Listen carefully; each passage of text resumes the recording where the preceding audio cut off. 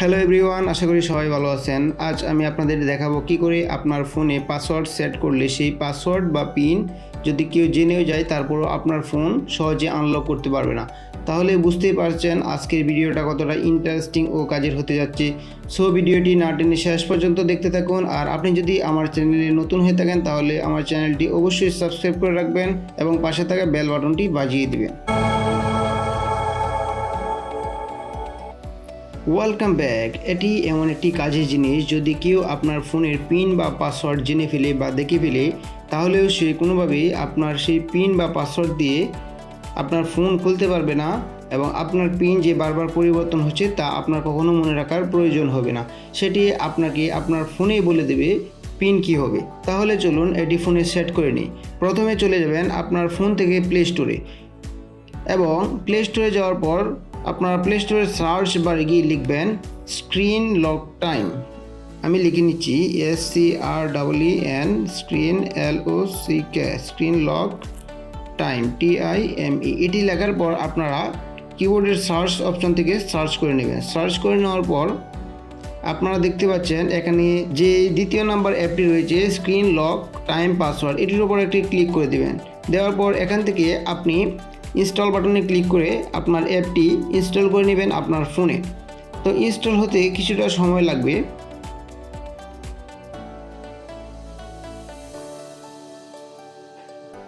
অ্যাপটি ইনস্টল হওয়ার পর এখান থেকে ওপেন বাটনে ক্লিক করে দিয়ে আপনি আপনার ফোন থেকে অ্যাপটি ওপেন করে নেবেন।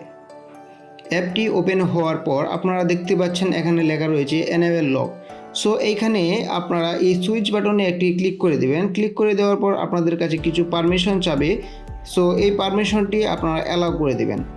অ্যালাউ করে দেওয়ার পর আপনাদের সামনে এরকম একটি অপশন চলে আসবে, অর্থাৎ এই অপশনটি থেকে আপনাকে খুঁজে নিতে হবে স্ক্রিন টাইম লক পাসওয়ার্ড অ্যাপটি। সো এটি আমি এখান থেকে খুঁজে নিচ্ছি এবং স্ক্রল ডাউন করে নিচের দিকে যাচ্ছি এবং এখানে আমরা দেখতে পাচ্ছি স্ক্রিন লক যে অ্যাপটি রয়েছে সেটির উপর আমরা একটি ক্লিক করে দেব। ক্লিক করে দেওয়ার পর এখান থেকে লেখা রয়েছে allow display over the apps, এটি আমরা অ্যালাউ করে দেব, অর্থাৎ এই সুইচ বাটনটি আমরা অন করে দেব। অন করে দেওয়ার পর আমরা এখান থেকে ব্যাকে চলে যাব এবং আবার ব্যাকে চলে যাব। যাওয়ার পর আমরা আবার এনেবল লক যে অপশনটি রয়েছে এটি আমরা অন করে দেব। অন করে দেওয়ার পর আমাদের কাছে আবার কিছু পারমিশন চাবে, এগুলো আমরা অ্যালাউ করে দেব। অ্যালাউ করে দেওয়ার পর এখান থেকে কিছু কোয়েশ্চেন চাবে। তো এখানে যদি আপনারা ক্লিক করে দেন এখানে অনেক কিছু অপশন রয়েছে। সো আপনারা এখান থেকে যে কোনো একটি অপশন সিলেক্ট করে নিয়ে আপনারা এর একটি আনসার করে দেবেন। এটির সুবিধা কি, আপনি যদি কখনও আপনার এই অ্যাপের পাসওয়ার্ড ভুলে যান তাহলে সেটি আপনাকে রিকভার করতে সাহায্য করবে।